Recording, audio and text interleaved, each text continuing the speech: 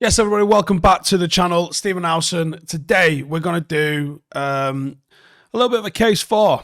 We did a worry with Cody Gakpo, and we've done various scout reports on him. Been talking about him for a minute or two.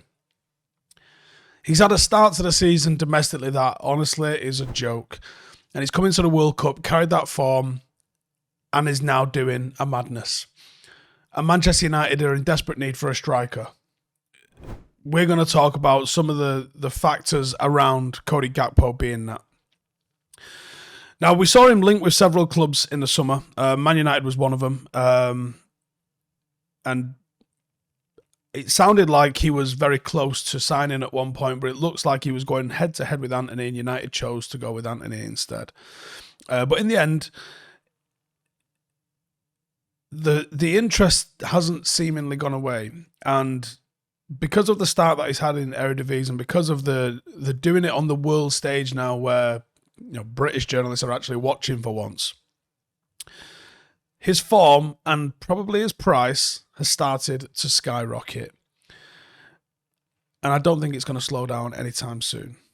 This season so far, 13 goals, 17 assists in 24 games. 30 goal contributions in 24 games is an absolute piss take at any level. I don't care if you're playing for me. That is an unbelievable achievement. 3 goals in 3 games at the World Cup. It's pretty good. He's averaging a goal contribution this season every 65 minutes. He is a per 90 monster this season. And he's a physical monster.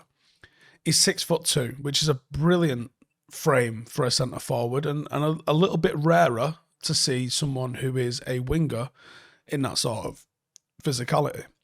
His size allows him to hold off defenders and makes him a very powerful runner, while the agility and acceleration that he possesses makes him a real live wire when he's got the ball at his feet.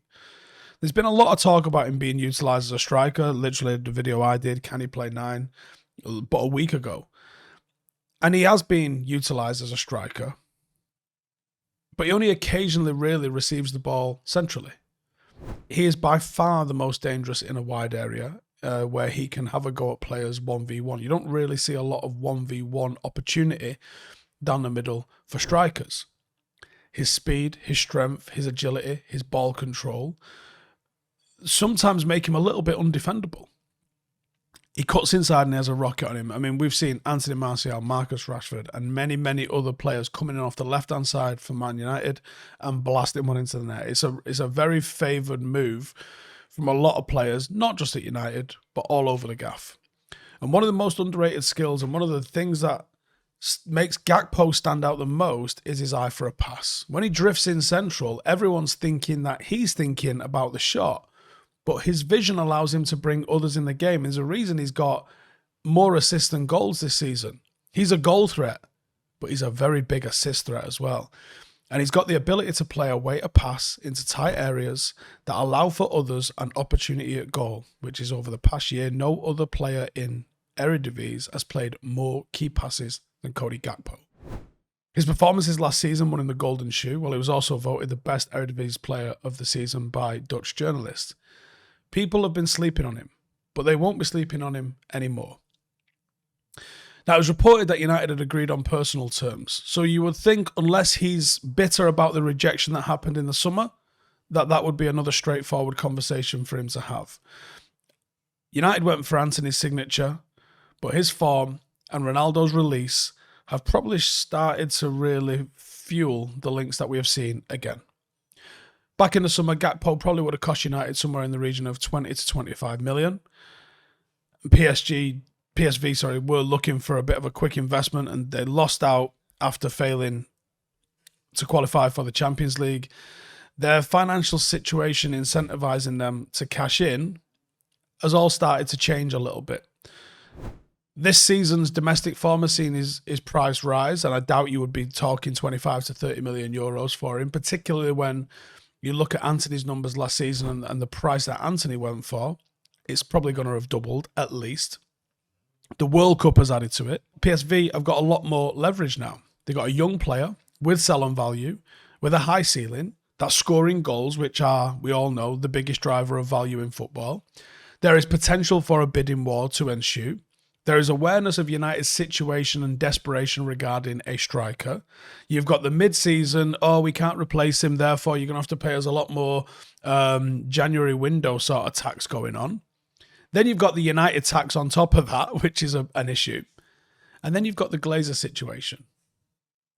Now, most people, and myself included at the first point before I started to really think about it, would go, well, the Glazers aren't going to spend any money because they're trying to sell the club. However, the Glazers don't account for things in what I would consider a common sense way. They don't see the contracts and transfer outlays on players as a negative. They see it as a club asset.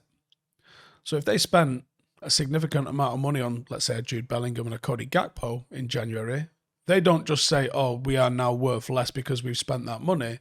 They get to put the assets and value of those contracts as part of the club's long-term value. There's another thing at play here as well. Manchester United are supposedly going to be sold before the spring, or in the spring, before the summer. I think the reasons for a spring sale is probably to get it into this financial year. The thing with that is, if Manchester United are well adrift looking out of the Champions League, they will be worth a certain value.